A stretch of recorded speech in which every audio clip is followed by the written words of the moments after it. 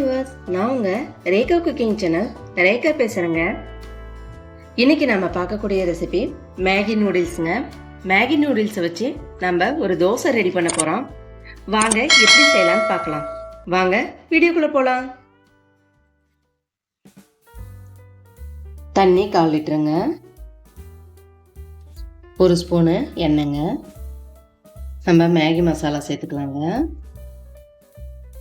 2 பேக்கெட்டுமே சேர்த்தாச்சுங்க. தண்ணி நல்லா கொதி வந்துருச்சு. நம்ம நூடுல்ஸ் சேர்த்துடலாம்.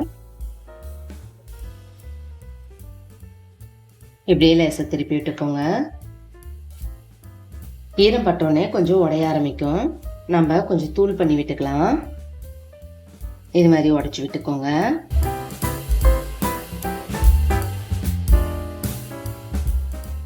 இப்போ நம்ம அடுப்பை சிம்மில் வச்சுட்டு மூடி வச்சிடலாங்க. ஒரு 3 நிமிஷம் வெயிட் பண்ணலாம். இந்த நம்ம பார்க்கக்குள்ளேயே தெரியுங்க, தண்ணிலாம் மேலே ட்ரை ஆகி நல்லா வெந்து வந்திருக்கும். தண்ணி கொஞ்சமாக ட்ரை ஆகிருக்குங்க. இப்போ நம்ம மேல் பாகத்தை அப்படியே கொஞ்சம் திருப்பி விட்டுக்கலாம்.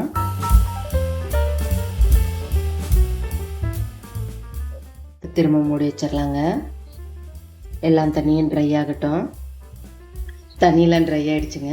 இப்போ நம்ம எடுத்து பார்க்கலாம். நூடுல்ஸ் சூப்பராக வந்துருச்சுங்க. இப்போ இது ஒரு ஓரமாக இருக்கட்டும். இப்போ நம்ம தோசை கல்லில் கொஞ்சமாக மாவு விட்டுக்கலாங்க.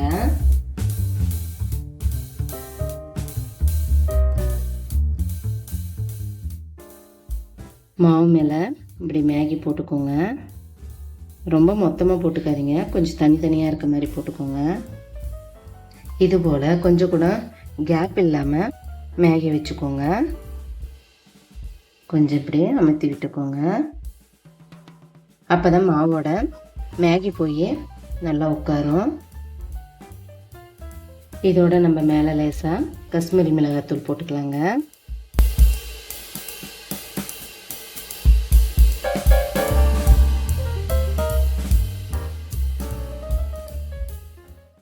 சைட்லேயும் மேலேயும் கொஞ்சமாக எண்ணெய் விட்டுக்கலாங்க. இப்போ நம்ம திருப்பி போட்டுக்கலாம். இப்போ அடிபாகம் நல்லா வெந்திருக்குங்க. திருப்பி போட்டுக்கலாம். இப்போ நம்ம தோசை ரெடி ஆயிடுச்சுங்க. தோசை எடுத்துடலாம். அடுத்தது இதை போலவே இன்னொன்று செஞ்சு காமிக்கிறேன் பாருங்க. குழந்தைங்களுக்கு நம்ம செய்யக்குள்ள குட்டி குட்டி தோசையாக செஞ்சு இது போல் மேக வச்சு கொடுத்தோம்னா ரொம்ப விருப்பப்பட்டு சாப்பிடுவாங்க. அது போலவும் நீங்கள் செஞ்சு காமிக்கலாம்.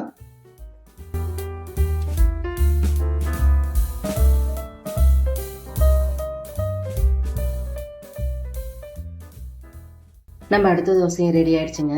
இப்போ நம்ம அடுப்பு ஆஃப் பண்ணிக்கலாம்.